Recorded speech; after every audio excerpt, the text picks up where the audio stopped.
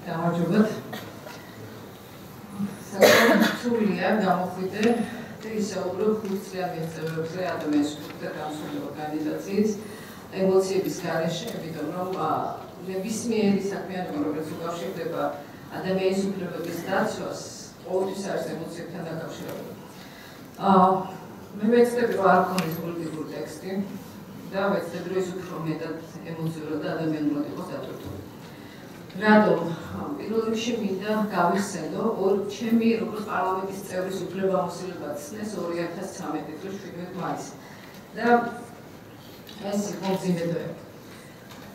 იმიტომ რომ ვისხედით პარლამენტში და თბილისში საოცარი მოვლენები ხდებოდა, როცა ჩვენ ვიყავით ქუთაისში. და ეს უკავშირდება სწორედ იმ პასუხისმგებლობას, რაც მე შემდგომში მე როგორც პარლამენტის წევრმა უნდა დავინახო ჩემს საქმიანობაში. და არ იყო მარტივი ეს გასააზრება და ადამიანურად განსაცდელი. ამ დარბაზში თვითონ თქვენგანს გაქვთ ინდივიდუალური ისტორია თანასწორობისთვის ბრძოლის. ზოგს ეს გაგიხმოვანებს, ზოგს არ გაგიხმოვანებს, მაგრამ ამ ბრძოლაში ყველას გადაგიტანიათ ის და ყველას გესმით ის, რაც ნიშნავს თანასწორობისთვის ბრძოლა.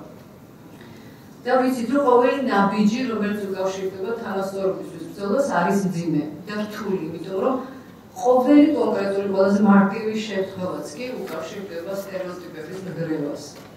და ჩვენ ვიცით, რომ ჩვენთან ეს სტერეოტიპები ძალიან რთულად გაძლევათ.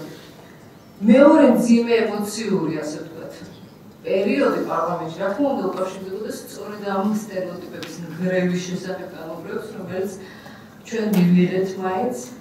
ეს იყო ანტიდისკრიმინაციული კანონის მიღება. და ბრძოლა ამ კანონის მისაღებად იყო როგორც გარედან გამუდმებელი, ასევე იყო შიგნით. და ჩვენ ეს მაინც მივიღეთ. და ვფიქრობ, რომ ასე ნელ-ნელა ნაბიჯ-ნაბიჯ წინ სხვა შეიძლება არ აკმაყოფილებს ჩვენს მოთხოვნებს. შეიძლება არ აკმაყოფილებს დღეს, ასე ვთქვათ, იუბილარი 5 წლის მუშაობის აღნიშნული დატოვებას, მაგრამ დღეს ჩვენ გვსაუბრობთ ინსტრუმენტების გაძლიერებას. ანუ პირველი ნაბიჯი იმისა, რომ კანონმდებლობა საქართველოში ეღიარებინა, რომ ყველა თანასწორი განურჩევლად გენდერული იდენტობისა, სექსუალური უმცირესობისა და დღესაც არის საუბარი ზოგიერთი პარლამენტის წევრისგან იმაზე, რომ ეს სიტყვები ამოვიღოთ ამ კანონიდან ისევ. ანუ დღეს ჩვენ ეს მდგომარეობა გვაქვს, ჩვენ ეს ვაღიარეთ.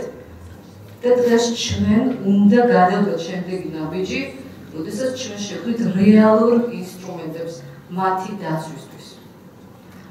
თუმცა, კიდევ ერთხელ მინდა გავუსვა ხაზი იმას, რომ მხოლოდ და მხოლოდ სამართლებრივი ინსტრუმენტების არსებობა არ არის საკმარისი.